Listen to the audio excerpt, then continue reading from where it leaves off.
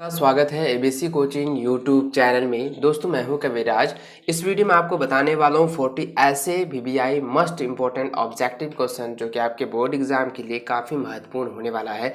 दोस्तों एग्जाम से पहले जो है आप लोग सभी को जो है मॉडल पेपर को और गैस पेपर को अच्छे से आप लोगों को रिवीजन कर लेना है, ठीक है। अगर आप लोग रिवीजन नहीं कर पाते हैं तो आपके जो बोर्ड एग्जाम की तैयारी है वो आधा अधूरा रहेगी। और दोस्तों आप चाहते हैं कि ये मैं लाइव आकर जो है आपको इसका जो है रिवीजन करवा दूं आप लोगों का मॉडल सेट का, तो आप जो है नीचे कमेंट करके ज़रूर बताएंगे, ठीक है। तो चलिए दोस्तों आज की इस वीडियो में जो है जो 40 ऑब्जेक्टिव क्वेश्चन बताने वाला हूँ उनको आप लोग अच्छे से देखेंगे और मैं आपको अच्छे से समझाने की कोशिश करूँगा, ठीक है। देखिए सबसे पहला यहाँ पे क्वेश्चन देख पा रहे हैं हमारे स्क्रीन पर। यहाँ पे पूछा गया है कि Zn plus CuSO4 3 Zn SO4 plus Cu रासायनिक अभिक्रिया किस प्रकार की है।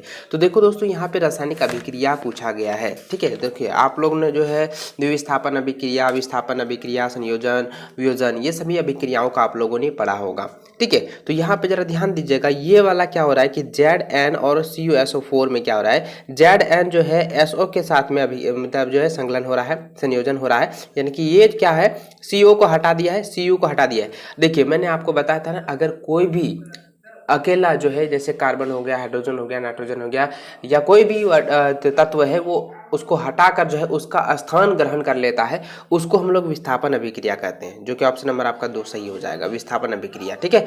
अगला क्वेश्चन है कि लौह चूर्ण पर तनु हाइड्रोक्लोरिक अम्ल डालने पर क्या होगा। तो लौह चूर्ण तनु हाइड्रोक्लोरिक अम्ल पर डालने पर जो होगा ये आपका हाइड्रोजन गैस एवं आयरन क्लोराइड बनता है, ठीक है। ये वाला आपका ऑप्शन नंबर ए जो एक है वो आपका सही हो जाएगा।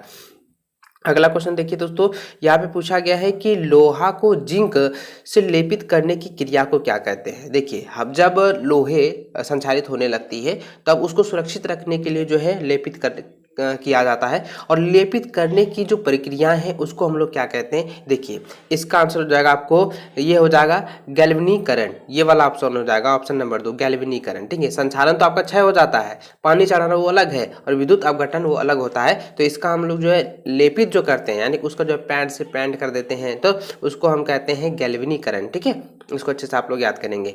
अगला क्वेश्चन है कि सिल्वर क्लोराइड यानी कि AgCl का रंग क्या है। तो देखिए सिल्वर क्लोराइड का जो रंग होता है मैंने आपको जो है ऑफलाइन क्लास में बताया था, तो ये क्या होता है, ये सफ़ेद रंग जो है आप लोगों का प्रदर्शित करता है, जो कि ऑप्शन नंबर ए जो दिया है ये सफ़ेद, ठीक है। ये आपका हो जाएगा सफ़ेद हो जाएगा।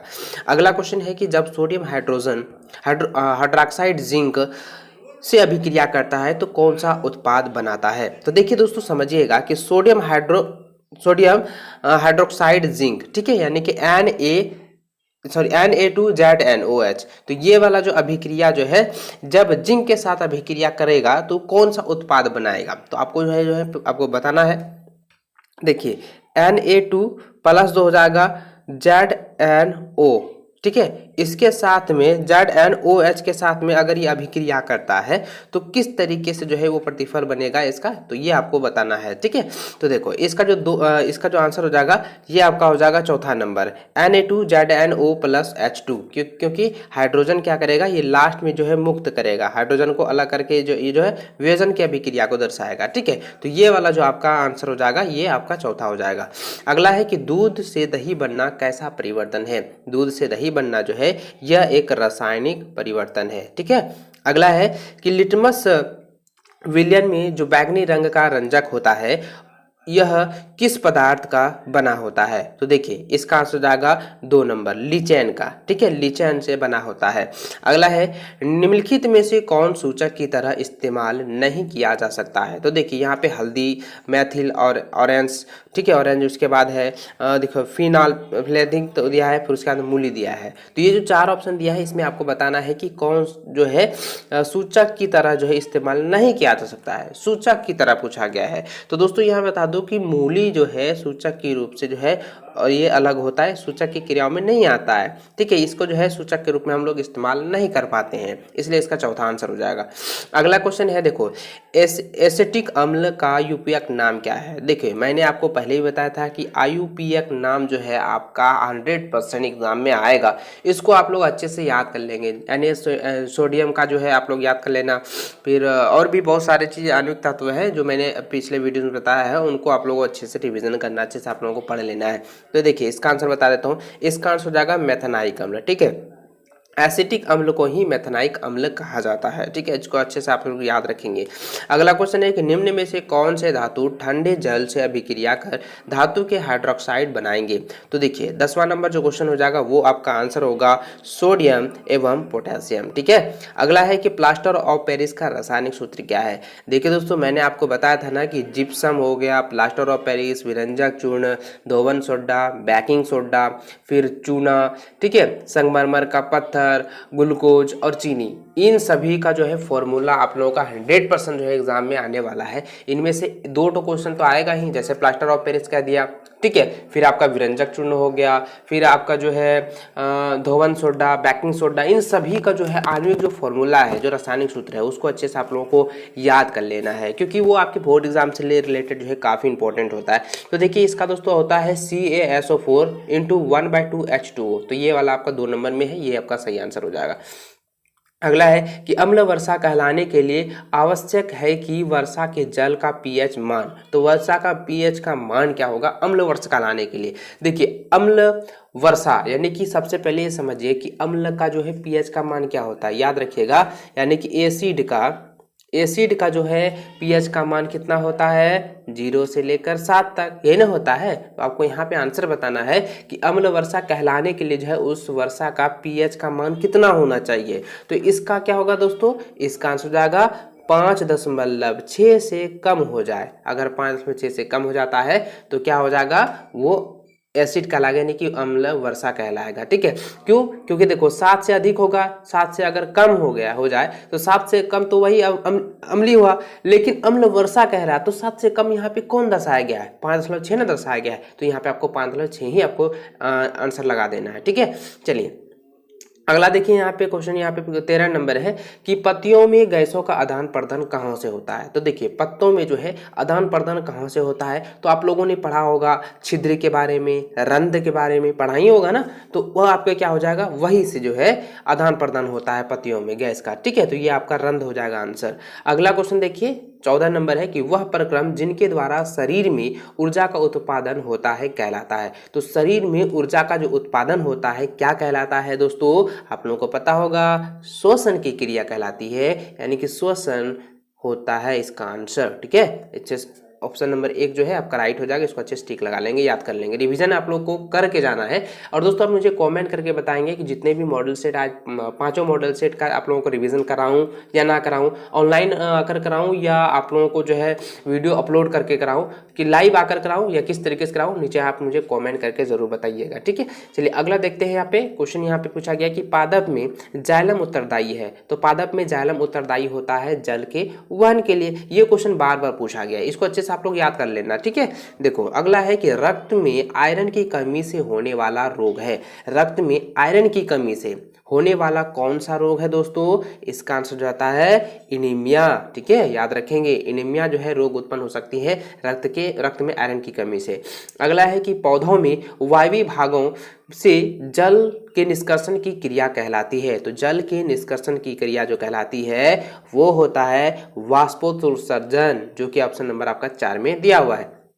अगला है कि पुष्पी पादपों में लैंगिक जनन होता है। तो पुष्पी पादपों में लैंगिक जनन जो होता है वो फूलों द्वारा होता है, क्योंकि फूलों पर ही ना भौरे आते हैं और उसके द्वारा जो है किसी के दूसरे का परागकण जो है किसी दूसरे पुष्प के वर्तिकाग्र में पहुंच जाता है, तो जिस तरह से जो है उसका जनन की क्रिया शुरू हो जाती है, तो लैंगिक जनन हो जाता है। ठीक है, तो आपको याद रखना है कि फूलों में जो है फूलों के द्वारा ही पौधों में या पुष्पों में जो है लैंगिक जनन होता है। ठीक है, अगला है कि नर युग्मक एवं मादा युग्मक के संलयन को क्या कहते हैं। तो देखिए जरा ध्यान दीजिएगा, नर युग्मक और मादा युग्मक के संलयन को हम लोग निषेचन कहते हैं। 19 नंबर का आपका 2 नंबर आपका सही हो जाएगा। ठीक है, चलिए अगला दोस्तों यहाँ पे क्वेश्चन पूछा गया है कि द्विविखंडन द्वारा जनन होती है। तो द्विविखंडन द्वारा जनन किसमें होता है, तो इसमें होता है अमीबा में। ठीक है, और इसमें जो है खाली विखंडन होगा हाइड्रा में। ठीक है, और ये राजस्व कोष में तो सिर्फ ये हो जाएगा एकल, मतलब कि सिर्फ बहुखंडन में हो जाएगा, लेकिन द्विखंडन सिर्फ 2 खंडों में होता है अमीबा। ठीक है, इसको अच्छे से आप लोग याद कर लेंगे। अगला है कि मानव में किस प्रकार का जन्म पाया जाता है। मानव में किस प्रकार का जन्म पाया जाता है, तो यहाँ पे देखिए दोस्तों जन्म नहीं होगा, यहाँ पे थोड़ा सा टाइपिंग में मिस्टेक हुआ है, यहाँ पे जनन होगा। ठीक है, तो मानव में किस प्रकार का जनन पाया जाता है, युग्मनज, कायिक जनन, लैंगिक जनन या अलैंगिक जनन। तो आप लोगों को मालूम ही है कि मानव में जो है लैंगिक जनन होती है, तो ऑप्शन नंबर आपका 3 जो है राइट आंसर हो जाएगा। ठीक है, अगर दोस्तों इस तरीके से आपके बोर्ड एग्जाम में क्वेश्चन पूछे जाते हैं तो आप लोग जो है छोड़ेंगे नहीं, उसको अच्छे से आप लोग बना लीजिएगा। ठीक है, देखिए अगला क्वेश्चन है कि मानव मादा में निषेचन होता है, तो मानव मादा में निषेचन कहाँ पर होता है।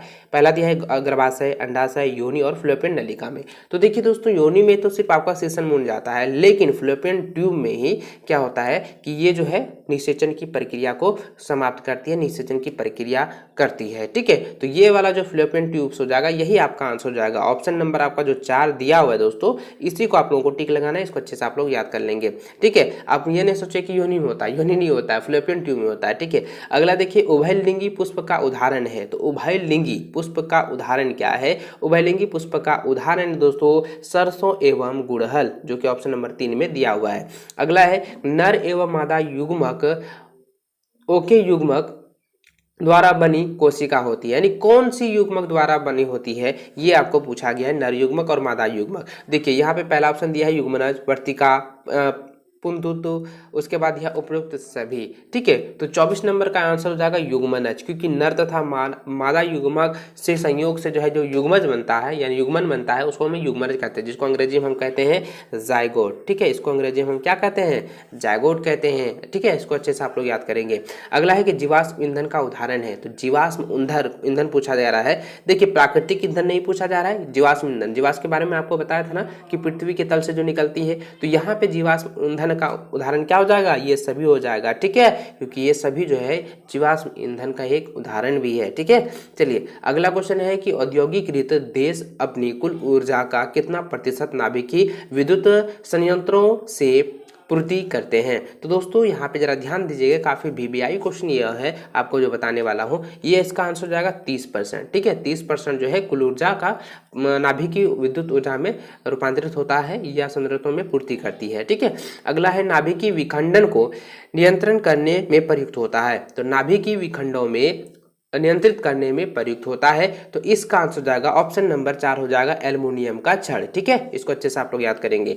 अगला है कि निम्न में से कौन ऊर्जा खनिज है, तो निम्न में से कौन सी ऊर्जा जो है खनिज है ये पूछा गया है, तो इसका आंसर हो जाएगा बलुआ पत्थर। ठीक है, बलुआ पत्थर जो है ये ऊर्जा खनिज है। ठीक है, अगला है ओजोन गैस पाई जाती है, तो ओजोन गैस जो है कहाँ पर पाई जाती है ये पूछा गया है, तो इसका आंसर है दोस्तों क्षोभ मंडल। तो देखिए ओजोन गैस जो है क्षोभ मंडल में पाया जाता है, जो कि समताप मंडल से थोड़ा सा ऊपर होता है। ठीक है, चलिए अगला क्वेश्चन है कि किसी परिस्थिति तंत्र में ऊर्जा का ग्रहण करने वाले होते हैं, तो ऊर्जा का ग्रहण करने वाले कौन होते हैं, इसका आंसर दोस्तों आपका उपभोक्ता। ठीक है, क्योंकि ऊर्जा का ग्रहण कौन करता है, उपभोक्ता ही करता है। पहले तो उत्पाद होता है, उसके बाद उपभोक्ता ही वो सारा चीज करता है ना। चलिए अगला क्वेश्चन है कि निम्न में से कौन एक जलीय आहार श्रृंखला है, तो जलीय आहार श्रृंखला का मतलब हो गया जो पानी के सतह में रहता है या पानी में रहता है। तो देखिए पानी में क्या है, घास बकरी शेर तो रहेगा नहीं, शैवाल जलीय कीट मछली, तो यही ना रह सकता है, तो ये वाला आपका आंसर हो जाएगा 2 नंबर। ठीक है, अगला है कि जीव द्रव्यमान ऊर्जा स्रोत का उदाहरण निम्नलिखित में से नहीं है, कौन नहीं है पूछा गया है कि जीव द्रव्यमान ऊर्जा का जो उदाहरण है को कौन नहीं है ये आपको बताना है, तो इसका आंसर हो जाएगा आपका ये वाला जो है आपका 2 नंबर हो जाएगा। ठीक है, ये सॉरी 3 नंबर हो जाएगा, क्योंकि नाभिकीय ऊर्जा जो है जीव द्रव्यमान ऊर्जा का एक महत्वपूर्ण उदाहरण नहीं है। ठीक है, अगला है कि नरोना नाभिकीय विद्युत संयंत्र किस राज्य में स्थित है। देखिए दोस्तों ये काफ़ी VBI क्वेश्चन है और ये क्वेश्चन रिपीटेड भी है, कई वर्ष पहले भी एग्जाम में पूछे गए थे सब्जेक्टिव के रूप में, तो ये वाला आप लोगों के लिए काफ़ी इंपॉर्टेंट है और इसको अच्छे से ध्यानपूर्वक रखिएगा, माइंड में इसको रखिएगा। ठीक है, तो इसका आंसर हो जाएगा आपका महाराष्ट्र। महाराष्ट्र में जो है विद्युत संयंत्र का राज्य कहा जाता है, या उसे जो है नौर नाभिकीय का। ठीक है, अगला है कि आदर्श ईंधन में के कौन सी गैस उत्सर्जित होती है, तो इसका आंसर हो जाएगा दोस्तों देखिए आदर्श ईंधन हो जाएगा इनमें से कोई नहीं। ठीक है, क्योंकि यहाँ पे कार्बन डाइऑक्साइड भी नहीं है, ऑक्सीजन भी नहीं है और मीथेन भी नहीं है, तो इसका आंसर हो जाएगा कोई नहीं। अगला क्वेश्चन है कि नाभिकीय संलयन से ऊर्जा प्राप्त करने के लिए किस ईंधन का प्रयोग करते हैं? तो 35 नंबर का हो जाएगा चौथा नंबर हाइड्रोजन गैस। ठीक है, इसको अच्छे से आप लोग याद करेंगे। अगला क्वेश्चन है कि निम्न में से किस पदार्थ का उपयोग सौर सेल बनाने के लिए किया जाता है? तो सौर सेल बनाने के लिए किसका प्रयोग करते हैं? सिलिकॉन का, जो कि ऑप्शन नंबर 3 में दिया हुआ है। अगला है, देखिए दोस्तों, अगला जो यहाँ पे क्वेश्चन मैं आपको दिखाने वाला हूँ काफ़ी वीवीआई क्वेश्चन है, अच्छे से इसको जो है आप लोगों को याद कर लेना है। ठीक है, देखिए 37 नंबर क्वेश्चन है कि नाभिकीय ऊर्जा प्राप्त करने हेतु आवश्यक है। नाभिकीय ऊर्जा प्राप्त करने हेतु जो है आवश्यक कौन सी होती है? ये होता यूरेनियम, जो कि ऑप्शन नंबर आपका 3 में दिया हुआ है। अगला है, निम्नलिखित में से कौन नवीकरणीय ऊर्जा का स्रोत का उदाहरण है? तो इसका आंसर दोस्तों आप लोग अच्छे से याद कर लें। मैंने अभी जस्ट बताया, तो इसलिए दोस्तों मैं इसका जो है मैं आंसर नहीं बताऊंगा, आप मुझे कमेंट करके जरूर बताएंगे कि इसका आंसर क्या होना चाहिए। ठीक है, क्योंकि मैंने अभी जस्ट बताया ना नवीकरणीय ऊर्जा स्रोत का उदाहरण क्या होता है, मैंने बताया था। अगला क्वेश्चन है, देखिए कि प्रकाश तरंग का उदाहरण है। प्रकाश तरंग का उदाहरण, इसका भी मैं आंसर नहीं बताऊंगा, आपको जो है इसका भी आंसर आप लोग नीचे कमेंट करेंगे, क्योंकि ये दोनों क्वेश्चन जो है प्रत्येक सेट में कहीं ना कहीं आपको मिल ही जाता है। ठीक है, तो इसको अच्छे से आप लोग जो है क्लियर कर